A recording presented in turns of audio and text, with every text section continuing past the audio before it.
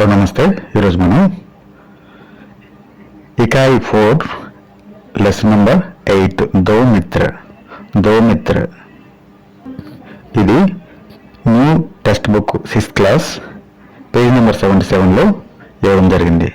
ఇంతకుముందు మనం 7th lesson చెప్పడం జరిగింది. ఇప్పుడు మనం లెసన్ నెంబర్ 8 ఇకాయి 4లో ఉంది. లెసన్ పేరు దో మిత్ర. ఇక్కడ ప్రతి లెసన్లో ఒక రత్నం గురించి చెప్పబడింది. ఇక్కడ కూడా ఒక రత్నం ఇవ్వడం జరిగింది. చూడండి పక్కన గొమ్మేద్ అంటే తెలుగులో గొమ్మేదికము అంటారు, ఇంగ్లీష్లో దీన్ని టాపర్స్ అంటారు. ఇది రత్నాల్లో ఒక విలువైనది, రత్నాలలో ఒక ప్రాముఖ్యమైన రత్నము. కింద మనకి కొన్ని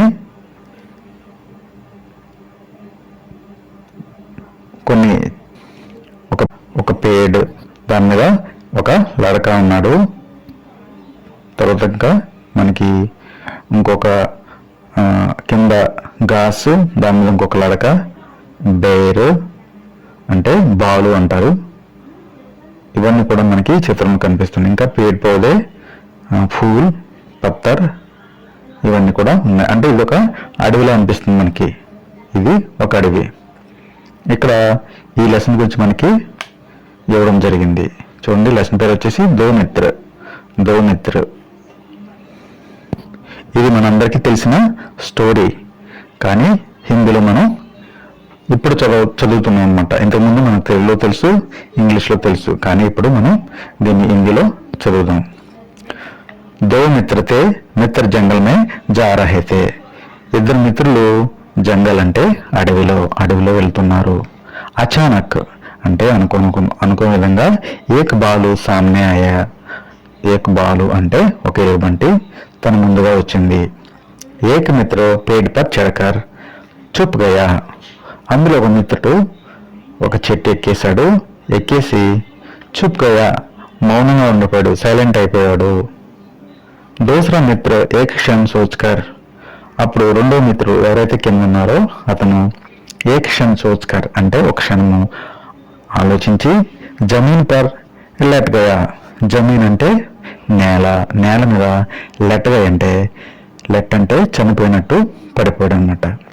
ఔర్ అచల్ రహ గయా. అచల్ అంటే చెల్ అంటే మూమెంట్ ఉండడము, కదలిక ఉండడము. అచల్ అంటే ఎలాంటి మూమెంట్ లేకుండా ఉండిపోయాడు. బాలు ఉస్కే పాస్ ఆయా. అప్పుడు కింద పడిపోయిన అబ్బాయి దగ్గరికి బాలు వచ్చింది. పాస్ అంటే దగ్గరకు వచ్చింది. ముహ్ ఔర్ ఖాన్ సూంగా. ముహ్ అంటే నోరు, ఔర్ ఖాన్ అంటే చెవి, సూంగా అంటే నాకింది. ఓకే, లిక్ చేసింది అనమాట. మరా సమస్కర్ చల్ గయా. వాడు ఏమనుకుందంటే మరా అంటే చనిపోయినట్టు, సమస్కర్ అంటే అర్థం చేసుకోవడం, అండర్స్టాండ్. అదేమని అర్థం చేసుకుంది, మరా సమస్కర్ చల్ గయా, అతను చనిపోయాడు అనుకుని వెళ్ళిపోయింది. थोड़ी देर बाद पहला मित्र पेड़ से उतर गया. थोड़ी देर కొంచెం సమయం తర్వాత పహలా మిత్ర ఎవరైతే చెట్టు ఎక్కేసాడో ఆ ముందు మిత్రుడు పేడ్ సే ఉతరాయా అంటే కిందకి దిగాడు. దూసరే సే పూచా. ఆ రెండో వ్యక్తి అంటున్నాడు, శ్రీమాన్ ఓ మిస్టర్, लगता है बालू से आपको कुछ उपदेश मिला है. నాకు బాలు ఏదో సందేశం మీ చెవిలో చెప్పినట్టు అనిపిస్తుంది అనేసి అన్నాడు. జరా హమీ భీ బతాయియే. అదేంటో నాకు కూడా చెప్పండి అని అన్నాడు. జట్ దూసరా కహనే లగా. అప్పుడు వెంటనే ఆ రెండో మిత్రుడు ఇలా అంటున్నాడు, ఏమని, బాలు కా కహనా హై కి ముసీబత్ మే జో మిత్ర సాత్ छोड़कर भाग जाता है उस पर भरोसा करना मूर्खता है. అంటే ఏ మిత్రుడైతే కష్టకాలంలో తన మిత్రుని వదిలేసి వెళ్ళిపోతాడో ఉస్ పర్ భరోసా కన్నా మూర్ఖతా హై, అతని మీద విశ్వాసం ఉంచడము మూర్ఖత్వము, ఫూలిష్నెస్ అనేసి చెప్పాడనమాట, సమాధానం ఇచ్చాడు. యహ్ బాత్ సున్కర్ పహలా మిత్ర పచతాయా. అప్పుడు ఈ డైలాగు అతనికని తెలిసిపోయి అతను తను అర్థం చేసుకుని నేను చేసిన తప్పే అనుకుని అతను ఏం చేశాడు, పహలా మిత్రు ఆ ముందు మిత్రుడు ఏం చేశాడు, పछताया అంటే పశ్చాత్తాపడ్డాడు, రిపెండ్ అయ్యాడు. కుछ क्षण बाद मित्र से उसे क्षमा मिली. అప్పుడు అతను క్షమాపణ అడిగాడు. ఆ రెండో మిత్రుడు కూడా అతన్ని క్షమించాడు. అతనికి క్షమ మిలి అంటే క్షమాపణ దొరికింది. దోనం ఖుషిసే ఘర్ లౌటే. దోనం ఇద్దరు కూడా హ్యాపీగా ఘర్ లౌటే. ఘర్ అంటే ఇల్లు, లౌటే అంటే తిరిగి వచ్చారు, ఘర్కి రిటర్న్ అయ్యారు. ఓకేనండి. కింద మనకి ఎప్పటిలాగానే కొన్ని ప్రశ్నలు ఇవ్వడం జరిగింది. చూడండి. సునియే బోలియే, వినండి చెప్పండి. మనం ఆల్రెడీ లెసన్ విన్నాము. కహానికి బారేమే బాత్చిత్ కీజియే. ఈ కథ గురించి మనం కొంత సంభాషించాల్సి ఉంటుంది. చూడండి, ఇక్కడ మనకు ఆల్రెడీ తెలిసిందే, అది హిందీలో మనకి ఇవ్వడం జరిగింది. హిందీలో మనకి కొత్తగా అనిపిస్తుంది. వాటి మీనింగ్స్ తెలిస్తే మీకు ఈజీగా అర్థమైపోతుంది అనమాట. ఓకే, ఆల్రెడీ మనం చెప్పుకోవడం జరిగింది. తర్వాత మిత్ర కహా జా రహే. మిత్రులు ఎక్కడికి వెళ్తున్నారు, ఒక అడవిలోకి వెళ్తున్నారు అనమాట. ఓకే, ఎక్కడికి వెళ్తున్నారు, జంగల్ మే జా రహే थे, ఫస్ట్ లైన్లోనే ఉంది. మూడో క్వశ్చన్, సచ్చే మిత్ర కైసే హోతే హై. నిజమైన మిత్రులు ఎలా ఉంటారు, నిజమైన మిత్రులు. ఓకే, ముసీబత్ కే సమయ మే, ముసీబత్ మే జో మిత్ర సాత్ సాత్ రహతే హై అంటే కష్టకాలంలో కూడా ఒకరిని ఒకరు విడవకుండా కలిసి ఉంటారు, కష్టాన్ని సుఖాన్ని షేర్ చేసుకుంటారు. ఓకేనండి. ఇప్పుడు వాటి మీనింగ్స్ చూద్దాము. శబ్దార్థ అంటే మీనింగ్స్. ఇప్పుడు చదివిన లెసన్లో కొన్ని ముఖ్యమైన మీనింగ్స్. ఒకటి మిత్ర అంటే ఫ్రెండ్స్. జంగల్ అంటే ఫారెస్ట్. అచానక్ అన్ఎక్స్పెక్టెడ్గా, అనుకోని విధంగా. భాలు బేర్ ఎలుగుబంటే. సామ్నే ఫ్రంట్ ఆఫ్ అంటే ముందుగా. పేడ్ అంటే ట్రీ అంటే చెట్టు. చడమ అంటే క్లైంబ్ ఎక్కడము, చెట్టు ఎక్కారు అనమాట. జమీన్ అంటే ఎర్త్, నేల అని వస్తుంది. నెక్స్ట్ లెట్ అంటే ఫాల్ యాజ్ డై, ఎలాగే చనిపోయినట్టు మనకి పడిపోవడం అనమాట. అచల్ అంటే నో మూమెంట్, ఎలాంటి కదలిక లేకుండా, చలనం లేకుండా ఉండడము. పాస్ అంటే నియర్. ముహ్ అంటే మౌత్. ఖాన్ అంటే చెవి. సూంగ్ అంటే లిక్. సూంగ్ అంటే వాసన చూడడం కూడా వస్తుంది. అయితే జంతువులు సాధారణంగా కొన్ని నాలుగుతోటి లిక్ చేసిన స్పర్శను తెలుసుకుంటాయి. ఓకే, సమస్కర్ అంటే అండర్స్టాండ్. ఉపదేశ్ అంటే మెసేజ్. ముసీబత్ డిఫికల్ట్ అంటే కష్టకాలంలో, ప్రమాద సమయాల్లో. చోడ్న అంటే వదిలిపెట్టడము, లీవ్. భాగ్ అంటే రన్ అవే, వెళ్ళిపోవడము, పారిపోవడము. భరోసా ఫెయిత్, విశ్వాసము. మూర్ఖత ఫూలిష్, మూర్ఖత్వము. పछताया రిపెంట్ అవడము, పశ్చాత్తాపము. క్షమ అంటే ఫర్గివ్నెస్ లేక ఎక్స్క్యూజ్. ఖుషి అంటే హ్యాపీ, సంతోషము. ఘర్ అంటే హౌస్. లౌట్ అంటే రిటర్న్, కమ్ బ్యాక్. ఓకే, ఇవి ఈ లెసన్లో ఉన్న మీనింగ్స్. వీటిని చదివిన తర్వాత మరొకసారి లెసన్ చదివితే మీకు ఈజీగా అర్థమైపోతుంది. ఓకేనండి. ఇప్పుడు నెక్స్ట్ పేజ్ చూద్దాం. పేజ్ నెంబర్ 78లో క్ష, త్ర, జ్ఞ, స్ర ఈ అక్షరాలు ఇవ్వడం జరిగింది. కింద చిత్ర లిఖియే శబ్ద పడియే. కొన్ని చిత్రాలు ఇవ్వడం జరిగింది. వాటికి ఎదురుగా కిందగా కొన్ని శబ్దాలు ఇచ్చారు. ఆ శబ్దాన్ని బట్టి ఆ చిత్రం అన్న విషయం తెలుస్తుంది. పక్షి అంటే బర్డ్. త్రికోణ్ ట్రయాంగిల్. నేత్ర ఐ. యజ్ఞ అంటే ఒక సాక్రిఫైస్ అంటారు, దాన్ని యజ్ఞము అంటారు తెలుగులో. ఓకే, అశ్రు అంటే కన్నీరు. టియర్స్. వృక్ష అంటే పేడ్, చెట్టు, ట్రీ. శ్రామిక్ అంటే మజ్దూర్ అంటారు హిందీలో, అంటే కూలి పనిచేసేవారు, కూలీ. ఇంగ్లీష్లో హెల్పర్స్, వర్కర్స్. అంటారు. జ్ఞాని, జ్ఞాని అంటే ఎవరైతే తెలివైన వారు ఉంటారో, జ్ఞానం కలిగి ఉంటారో వారిని జ్ఞాని అంటారు. ఓకే, ఇంగ్లీష్లో విజ్డమ్, ఇంగ్లీష్లో విజ్డమ్, క్లవర్, ఇలా ఎవరైతే ఒక విషయం పట్ల అవగాహన ఉందో వారిని జ్ఞాని అంటారు. నెక్స్ట్ కింద ఛత్ర, ఛత్ర అంటే గొడుగు, అంబ్రెల్లా, నక్షత్ర స్టార్, తార, త్రిశూల్, త్రిశూలము. ఓకే, ఇంగ్లీష్లో కూడా త్రీ కట్టెడ్ ఎడ్జ్ అని చెప్పవచ్చు. అంటే ఇలాంటి ఇంగ్లీష్లో ఉండవు, తెలుగు మన భారతదేశంలో స్పెసిఫిక్గా ఉంటాయి కాబట్టి వీటిని మనం ఒక లెటర్లో ఒక సెంటెన్స్లో ఫామ్ చేయాల్సి ఉంటుంది. నెక్స్ట్ పత్ర అంటే లెటర్, ఉత్తరము. ఓకే, నెక్స్ట్ పడియే సంజియే, ఇక్కడ ఒక అక్షరాన్ని ఎలా విడగొట్టి రాయడం జరిగిందో లేక రెండు అక్షరాలు కలిపితే ఎలాంటి అక్షరం ఫామ్ అవుతుందో ఇవ్వడం జరిగింది. చూడండి, ఇక్ ప్లస్ షా, ఇక్ ప్లస్ షా. ఇక్కడ ఇక్ అనేది షాతో కలవడం వల్ల ఏముంది, క్షా వచ్చిందన్నమాట. క్షా అనేది ఒక సంయుక్తాక్షరము, సంయుక్తాక్షరం. ఇక్కడ రెండోదిగా తా ప్లస్ రా, త్రా. జ ప్లస్ జ్ఞ, జ్ఞ అవుతుంది. ష్ ప్లస్ రా, స్రా. ఏదైతే కింద ఒక హలాంతి ఇవ్వడం జరిగిందో దాన్ని శుద్ధ వ్యంజన్ అంటారు యాక్చువల్లీ.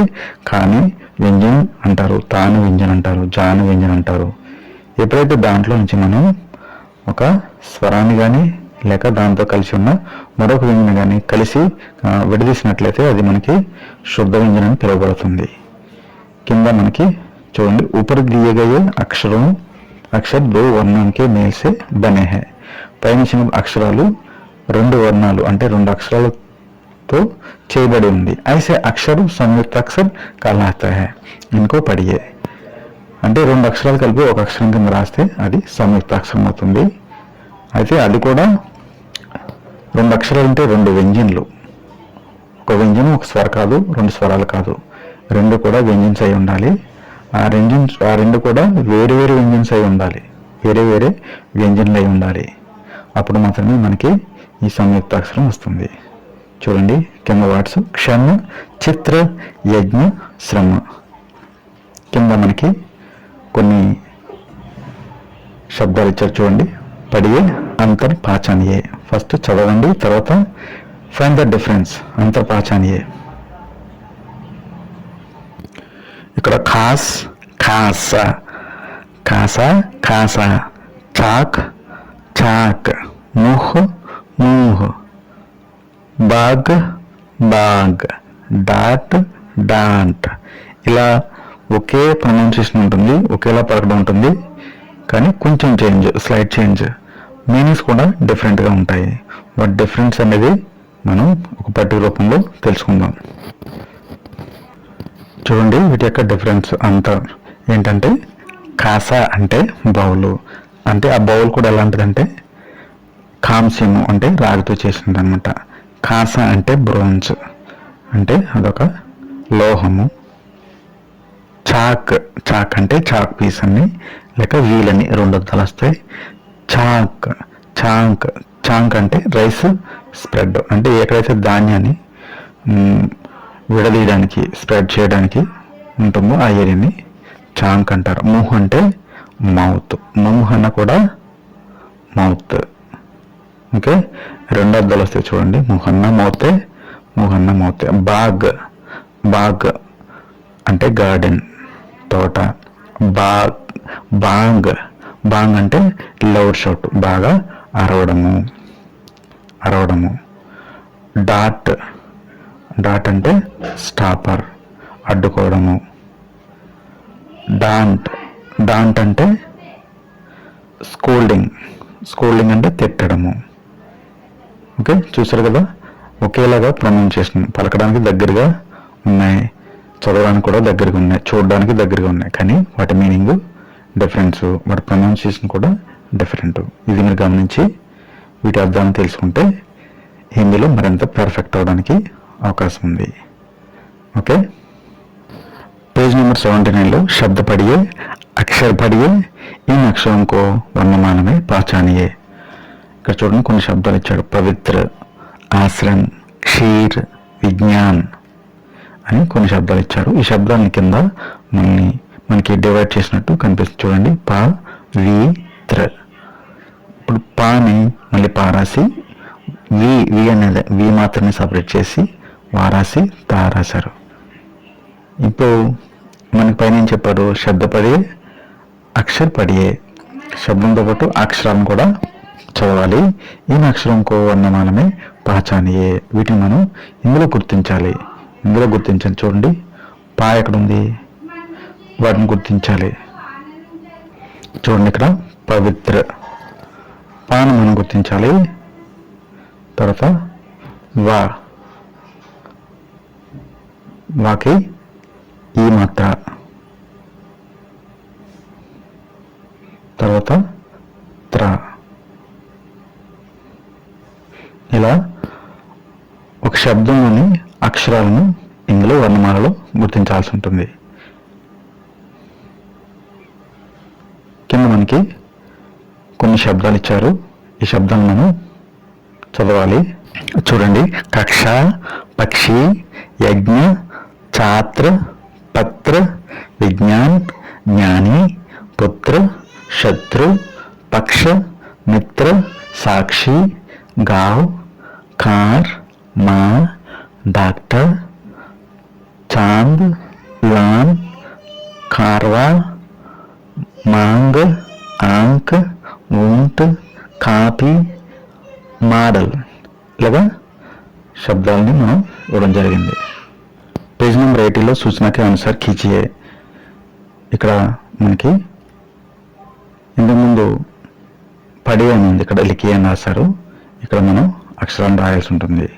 చూడండి, ఇక్కడ క్ష ఇచ్చారు, త్ర, జ్ఞ, స్ర, అనునాసిక్, అర్ధానుస్వార్, కింద క్రావడ, హలాంత్ అంటారు దీన్ని. కింద కూడా ఉంది, అంటే శుద్ధ వ్యంజనకి కింద ఉపయోగిస్తారు, ఇంతకుముందు మనం చెప్పుకున్నట్టు. ఇప్పుడు ఇది ఎలా రాయాలనేది కింద ఇవ్వడం జరిగింది. చూడండి, ఇక్కడ ష అనేది ముందు ఇలా ఉంటుంది, తర్వాత ఇలా కొనసాగించాలి. ష కడిపై రాసిన తర్వాత ఇలాగా, శిరోరేఖ రాసిన తర్వాత ఇలా, అంటే 4 స్టెప్పులు మనం దీన్ని రాయాల్సి ఉంటుంది. మనకి ఇక్కడ కూడా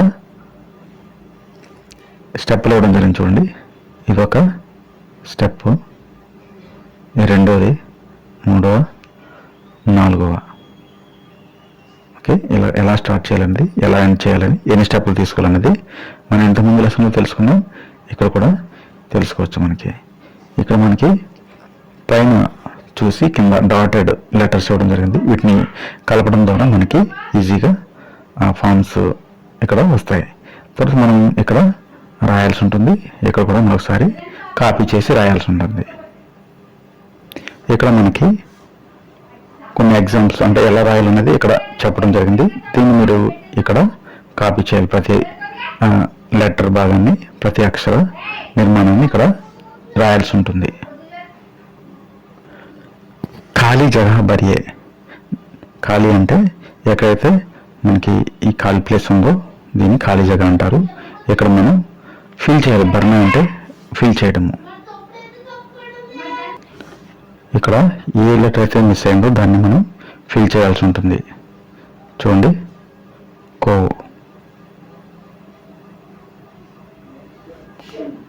బి, ఇలా ఖాళీ స్థానాన్ని, జగహాన్ని మనం ఫిల్ చేయాల్సి ఉంటుంది.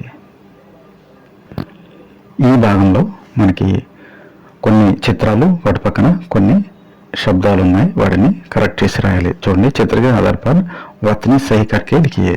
వర్తని అంటే కరెక్ట్ చేసి, సహి కర్కే అంటే కరెక్ట్ చేసి రాయాల్సి ఉంటుంది. చూడండి, ఇక్కడ కక్ష, క్ష కన్నా రాశారు కక్షని.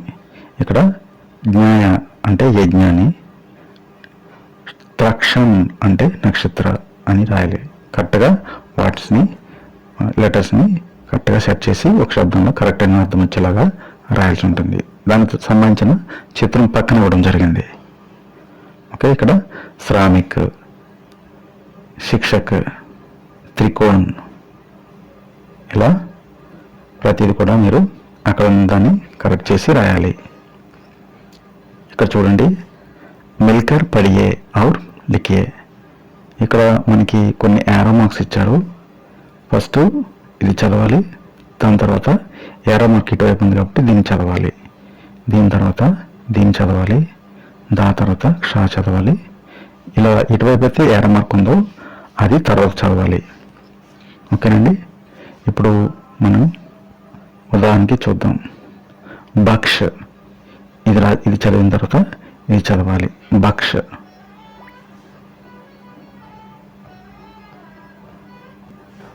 ఇక్కడ మనం బక్ష్ అని రాయాల్సి ఉంటుంది. ఫస్ట్ ఇది, తర్వాత ఇది.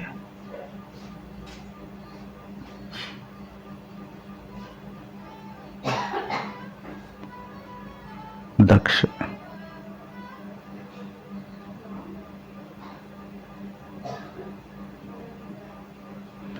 ఈ విధంగా చేయాలి.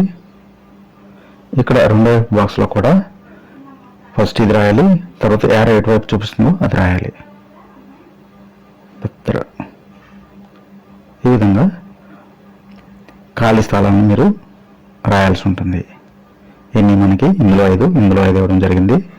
ఈ రెండిట్లో కూడా మీరు ఈ సూచన అనుసరించి రాయాల్సి ఉంటుంది.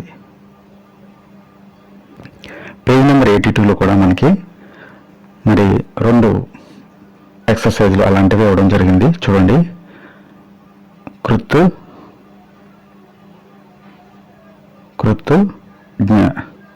కృతజ్ఞ.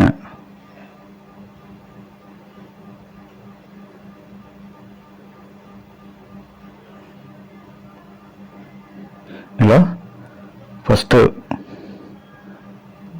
బయట సైడ్ ఉన్న రాయాలి, తర్వాత ఇటువైపు అయితే యారో మార్క్ ఉందో అంటే లోపల ఉన్న అక్షరాన్ని రాయాలి.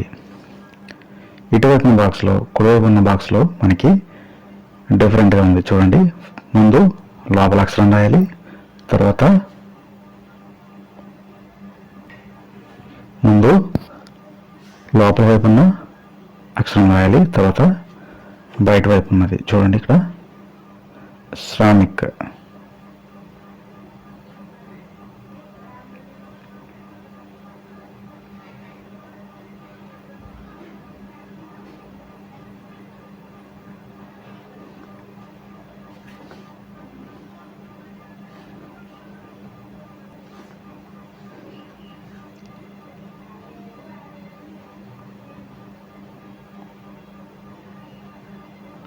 వనస్రా.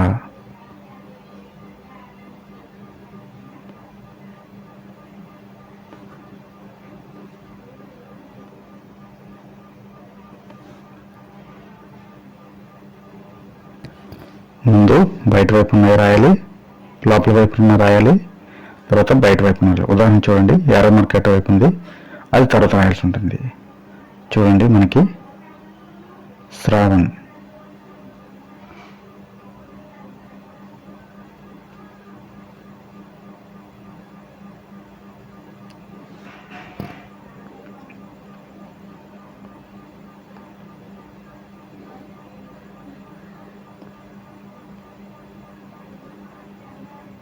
ఈ విధంగా రాయాల్సి ఉంటుంది.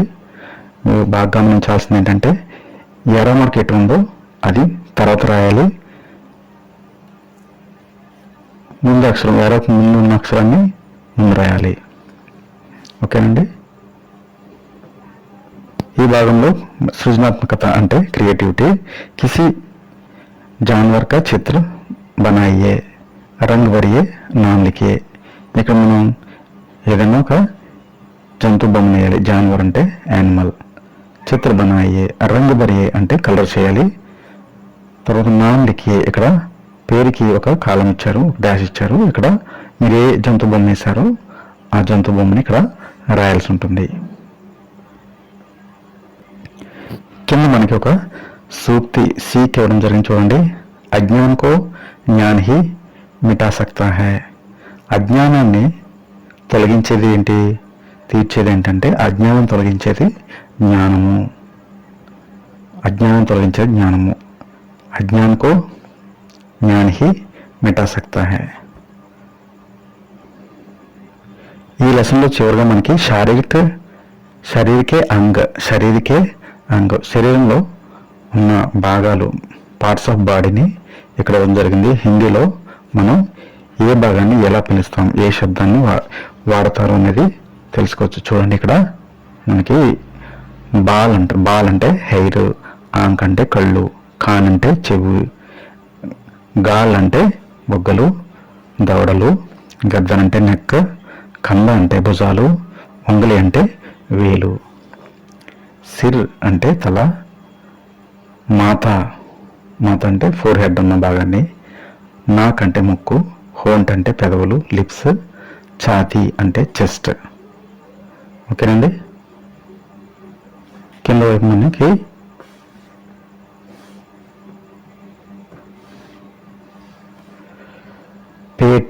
పేట్ అంటే బెల్లి పొట్ట, హాత్ అంటే హ్యాండ్ చెయ్య, జాంగ్ అంటే తొడ థై అంటారు, గుటన అంటే మోకాలు నీ క్యాప్ అన్నమాట. ఈ భాగాన్ని గుటన అంటారు.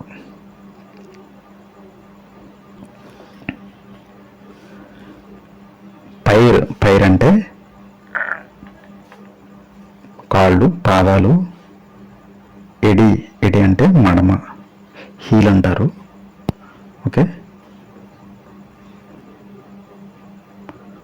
ఓకేనండి. ఈరోజు మనం ఇకాయ్ 4లో లెసన్ నెంబర్ 8 దో మిత్ర లెసన్ గురించి తెలుసుకోవడం జరిగింది. మిత్రులారా, ప్రతి వీడియో వెనుక కొంత శ్రమ ఉంటుంది. దాన్ని మీరు గుర్తించి చిన్న లైక్ చేయడం ద్వారా మాకు ఎంతో ఆనందాన్ని, మరొక కొత్త వీడియోని చేయడానికి మీరు ఎంతో సపోర్ట్ చేసిన వారు అవుతారు. మీరు తప్పకుండా షేర్ చేయండి, లైక్ చేయండి మరియు సబ్స్క్రైబ్ చేయండి. Thank you.